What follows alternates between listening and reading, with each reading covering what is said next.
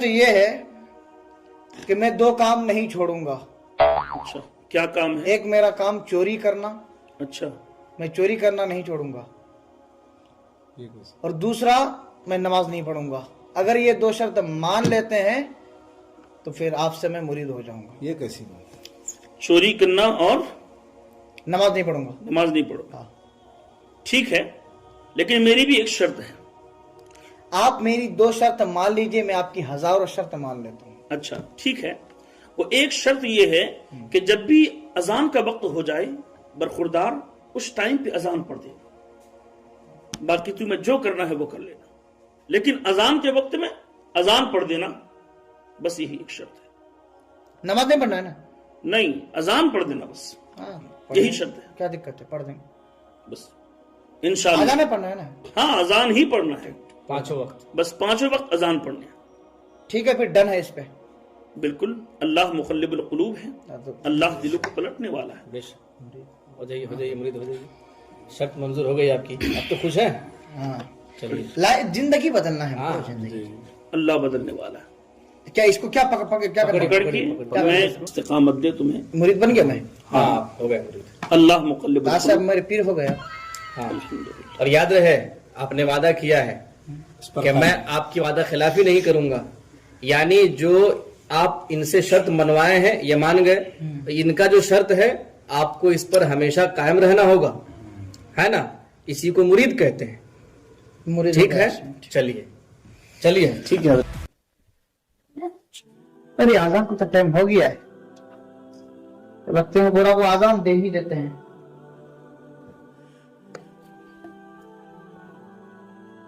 بنا ٹوپی کے اذان نہیں دینا ہے کیا؟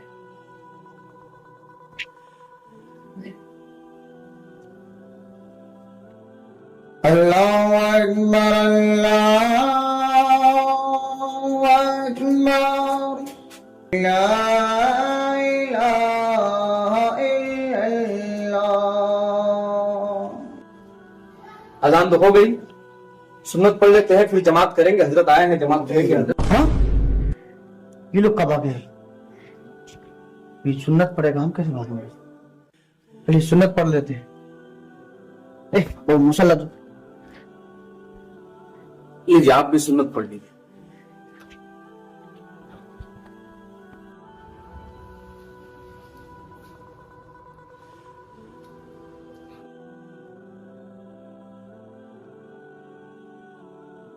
جی چلیے حضرت سنت پڑھ لیے ہیں، تکبیر پڑھیے، جماعت ہو جائے.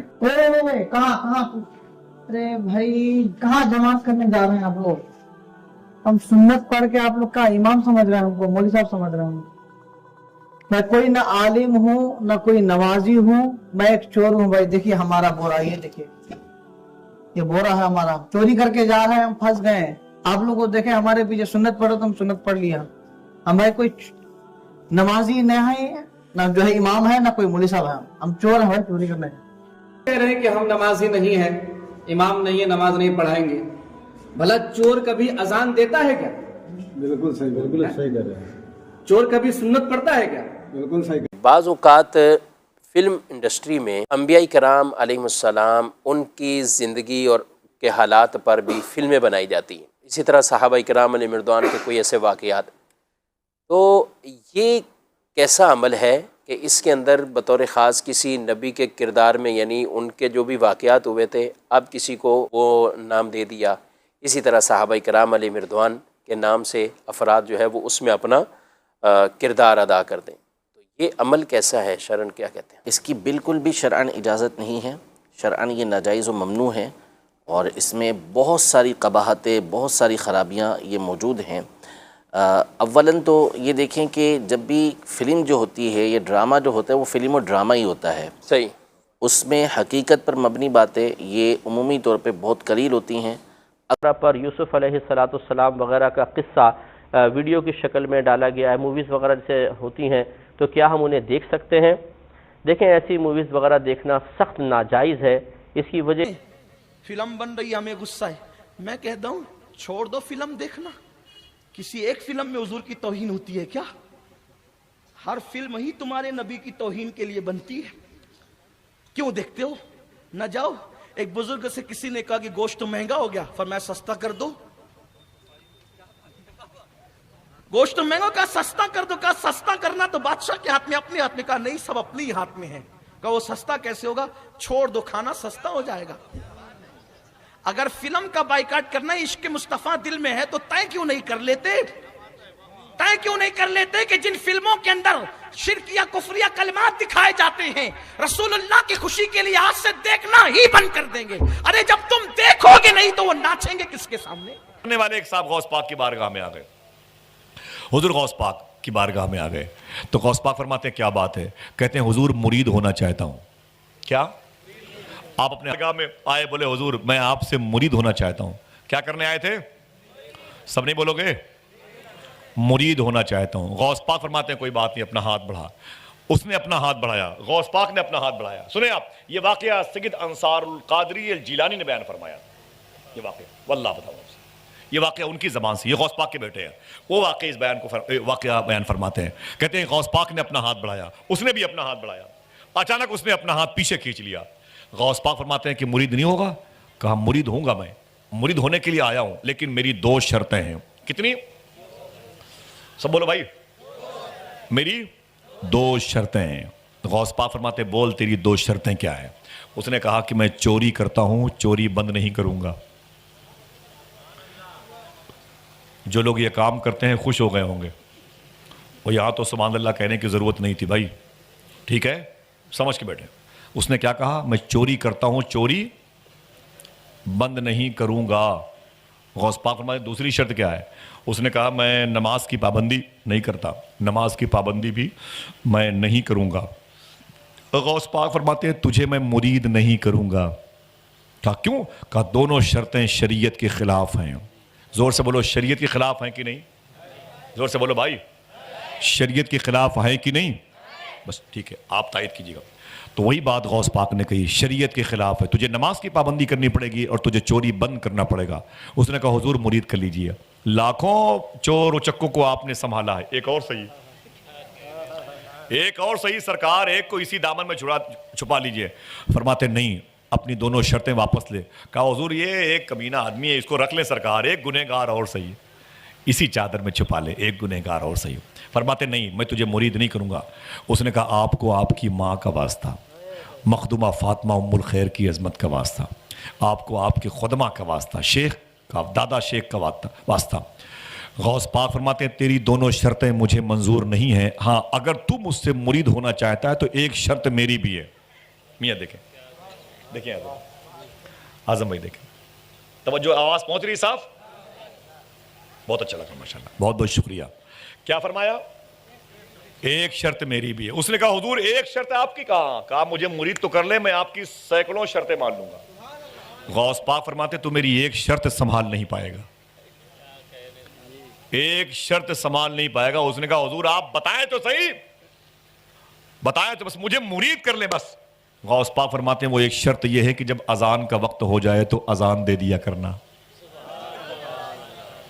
آپ ہلکے میں لے رہے، آپ اسے ہلکے میں لے رہے، ابھی سمجھ میں آئے گا جب اونٹ پہاڑ کے نیچے آئے گا تو. سمجھے؟ اللہ معاف فرمائے. ابھی اصل میں وہ توبہ کی طرف مائل ہیں، اس لیے میں نے اونٹ کی مثال دی، ورنہ دینی نہیں چاہیے تھی نا. غوث پاک کی بات ہے، غوث پاک کے خادم ہیں. استغفر اللہ کل ذنوبی یا ستار یا غفار. بحق شیخ عبد القادر جیلانی فرماتے ہیں کہ جب اذان کا وقت ہو جائے تو اذان دے دیا کرنا. اس نے کہا بس؟ کہا بس. کہا بالکل میں نے قبول کیا، کمپرومائز کیجیے، آپ معاہدہ ہو گیا، مرید کیجیے. غوث پاک نے اسے مرید کیا. اب وہ گھر چلا آیا. گھر آیا تو 4 دن تک اپنے گھر میں تھا. جیسے ہی محلے کی مسجد سے اذان کی آواز سنتا اپنے بھی گھر میں اٹھ جاتا، جلدی سے وضو کرتا اور اذان دیتا اور پھر چارپائی پہ سو جاتا. چوتھے دن بیوی نے کہا دماغ خراب ہے کیا تمہارا؟ کیا ہوا؟ کہا لے دے کے اذان کے پیچھے پڑے ہوئے ہو، اذان دینے کا بڑا شوق ہے تو مسجد میں چلے جاؤ، اور اذان ہی تک کیا معاملہ ہے بھائی، نماز پڑھو. بولے تمہیں نہیں پتا میں نے کس سے کمپرومائز کیا ہے، تمہیں نہیں پتا میں نے کس سے، زور سے بولو کس سے میرا معاہدہ ہوا ہے، تمہیں پتا نہیں ہے میں نے کس سے کمپرومائز کیا ہے. اللہ اکبر. اللہ کب تک اذان دو گے؟ یہ 4 دن سے میں دیکھ رہی ہوں کہ تم خالی اذان دے رہے ہو. نماز کب پڑھو گے؟ اذان دینے کا بڑا شوق ہے تو محلے کی مسجد میں چلے جاؤ. یہاں لے دے کے اذان پھر سو گئے, لے دے کے اذان پھر سو گئے. اس نے کہا تمہیں کیا پتا میں نے کس سے کمپرومائز کیا ہے, اور اذان پر کمپرومائز کیا ہے ابھی. تو کہا کس سے کیا ہے؟ کہا چپ رہو, تم ادھر مت جاؤ, یہ چیپٹر تمہارے لیے کلوز ہے, بند ہے. کہا یہ بتاؤ کہ گھر ہی میں لیٹے رہو گے کہ چوری ووری کرو گے؟ اور بیوی تو ان کے راز کو جانتی تھی. وہ گھر میں لیٹے رہو گے, چوری ووری کب جاؤ گے بھائی چوری کرنے کے لیے؟ میرے شوہر کب چوری کرو گے؟ یہ گھر میں کھانے وانے کچھ نہیں ہے. اس نے کہا میری بیوی وہی تو سوچ رہا ہوں کب نکلوں کہ بیچ میں اذان کا وقت نہ آئے. بیچ میں آئے کا اذان کا, بیچ میں اذان کا وقت نہ آئے. بیوی نے کہا کہ سوچو, کوشش کرو اور سفر کرو, پریکٹیکل طور پر نکلو, کچھ کرو. تو عشاء کی اذان دی. بولے ابھی سے فجر کے وقت کافی گیپنگ رہتی ہے, کافی گیپنگ ہے. اور نکل گیا. فجر کی اذان بہت دیر میں ہوتی ہے. نکل گئے اور گئے تو بغداد شریف شہر میں ایک اونچے محل کے پیچھے کی طرف چلے گئے, رسی پھینک کر کے اس محل کے آنگن میں اتر گئے. دیکھیں سلمان, آنگن میں اتر گئے. جب آنگن میں اترے تو آہستہ آہستہ اس کے خزانے والے کمرے کی طرف چلے گئے جہاں سونا, چاندی, ہیرے, جواہر رکھے ہوئے تھے. اندر گئے, روشنی کا انتظام کیا, اور روشنی کے انتظام کے بعد وہ جو ہے جب زیورات کو دیکھتے ہیں تو بھئی زیور ہے, کوئی لکڑی نہیں ہے, پتیاں نہیں ہیں کہ اسے ٹھونس کے بھر لیا جائے.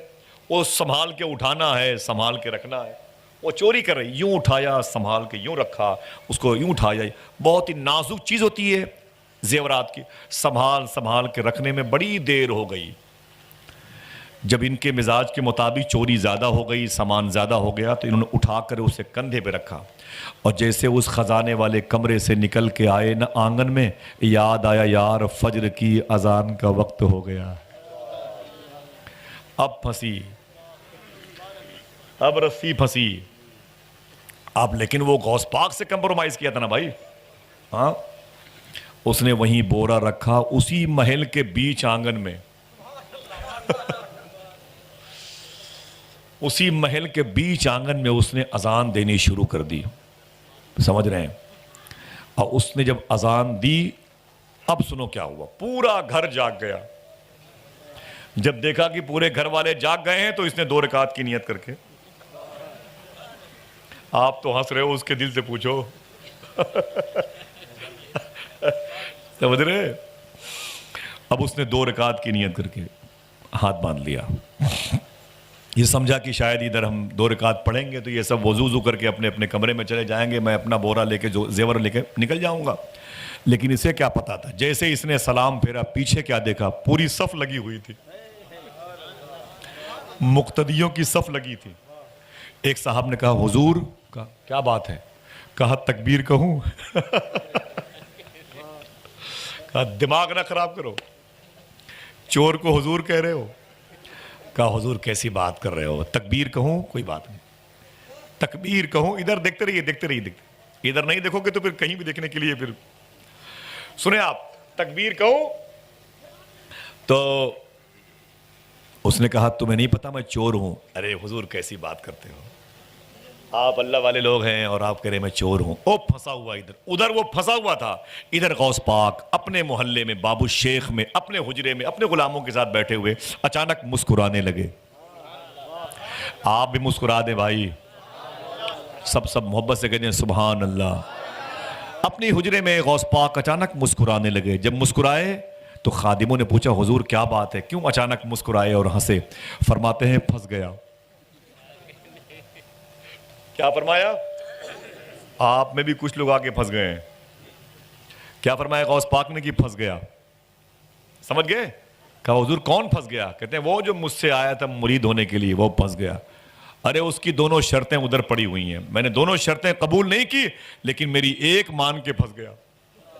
اذان دافع البلا ہے, اذان دے کے بلاؤں کو دور کیا جاتا ہے. لوگ اذان دے کے نکل جاتے ہیں, وہ اذان دے کے پھنس گیا.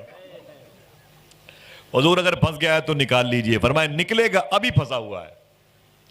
ادھر کیا ہوا, وہ جو مقتدی تھے پیچھے بولے حضور تکبیر کہوں؟ دماغ نہ خراب کرو, میں پھنس گیا ہوں یار, میں تو کمپرومائز کر کے پھنس گیا ہوں. اب مجھے لگ رہا ہے یار یہ تو نقصان ہے اس میں. हुजूर कैसी बात कंप्रोमाइज की इधर उधर की कर रहे हैं। तकबीर कहो, सूरज निकल आएगा। कहा सूरज निकल आएगा। इतना सुना तो झिल्ला के बोला गुस्से में, अच्छा ठीक है तकबीर कहो तुम। तो घर के लोगों ने, जेवरात के मालिकों ने तकबीर कही, जेवरात के चोर ने नमाज पढ़ाई। लेकिन फिर भी दिल कहता है काश उन्हीं मुक्तदियों में हम भी होते। आए काश उन्हीं मुक्तदियों में हम भी होते। सुभान अल्लाह, मोहब्बत से कह दो सुभान अल्लाह। अल्लाह अकबर। उसने नमाज पढ़ाई। नमाज के बाद जब सलाम फेरा तो सारे घर के लोग जमा हो गए। कोई उसके हाथ चूमता, कोई उसके होंठों को चूमता, कोई उसके पैरों को चूमता। बड़ी मुबारकबादियाँ मिलती रहीं, बड़ी मुबारकबादियाँ। इसने झिल्ला के कहा यार तुम लोग तो मेरे पीछे पड़े हुए हो। कहा क्या हुआ? कहा तुम्हें पता नहीं मैं चोर हूं चोर, तुम्हें यकीन कैसे पड़े? आओ तुम्हें दिखाता हूं प्रूफ, सबूत, दलील, ठोस दलील देता हूं। कहा क्या है? कहा देखो इस बोरे में तुम्हारे घर के जेवरात हैं कि नहीं, देखो इस बोरे में तुम्हारे घर के जेवरात हैं कि नहीं है। बोले कि घर के जेवरात तो हैं। बोले यहां कैसे आ गए? बोले वो मैं चोरी करने के लिए आया था, इससे पता चला मैं चोर हूं, मुझे हुजूर और इमाम वो क्या क्या बना रहे हो। तो घर के लोगों ने कहा हुजूर ना ना ना ना, आपने अपनी विलायत पर चोरी का पर्दा डाल रखा है।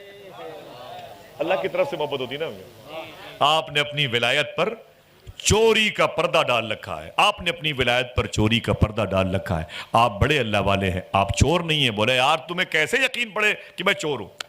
तो कहते हैं कि हुजूर आप बार बार कहे जा रहे हैं कि मैं चोर हूं, मैं चोर हूं, ये बताओ क्या चोर चोरी करने के बाद अजान भी देता है? बोले यार क्या बताऊं, मैं तुम्हें कैसे बताऊं कि ये तो उनसे मैं मुरीद होने के लिए गया था, वो कंप्रोमाइज मेरा महंगा पड़ गया है, जो आज तुम सब जाग गए हो मुझे इमाम बना दियो। लोगों ने कहा हुजूर ना ना, आप अल्लाह वाले हैं, आपके पैरों का धोवन दीवारों पे छिड़क दूं बरकत होगी, आपको देखना भी सवाब है। आपके पाँव का जो गुसाला है ना, इसे पीने का दिल कहता है, मरीज पिएंगे शिफा पाएंगे। आप अल्लाह के मुकर्रब बंदे हैं और अल्लाह के दोस्तों में शामिल हैं।